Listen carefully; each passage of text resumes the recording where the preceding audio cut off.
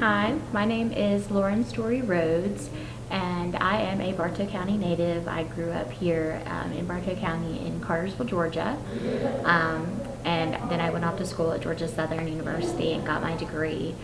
Um, Not really much to tell, I guess. I grew up a lot around my grandparents and the older people in my family, so I took a liking to some of the stories they used to tell about, the old ways and things like that. So it kind of just inspired me. So I guess it's fitting that I ended up working here at the local history museum.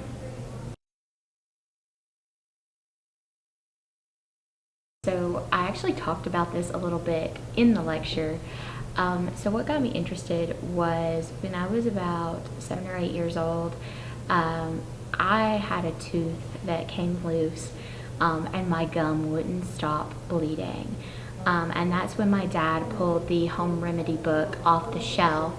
And when he pulled that book off the shelf, he told me to recite the verse Ezekiel 16:6 3 times, and replace all of my names with the these and the thous in there, and that should stop the bleeding. And it did. And I remember walking away from that encounter and being like, what did we just do? And so that got me interested in the topic a little bit because that memory just sticks out clearly in my mind. But beyond that, growing up, we vacationed a lot in the mountains of North Georgia and in the Great Smoky Mountains. And if you've ever visited there, there's a lot of pioneer cabins and Appalachian mountain cabins, and there's a great bit of interpretive history that the National Park Service has done on the people that have lived in those mountains. And so I think growing up from an early age, I got to experience that history and explore it a little bit. And I think that's what really got me interested in the topic.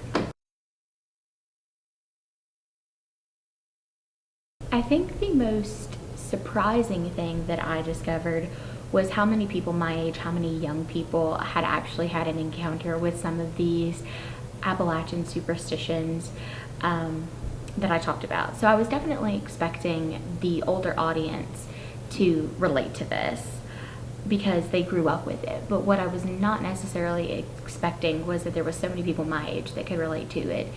But the more I talked to people around me, the more I realized that this was starting to filter down through the younger generations even more, and there's definitely a resurgence of it coming back, even with the idea of cottagecore living and that aesthetic. People are kind of researching into their roots and some of these home remedies that they always thought their grandparents were a little kooky for, and I was really surprised by that.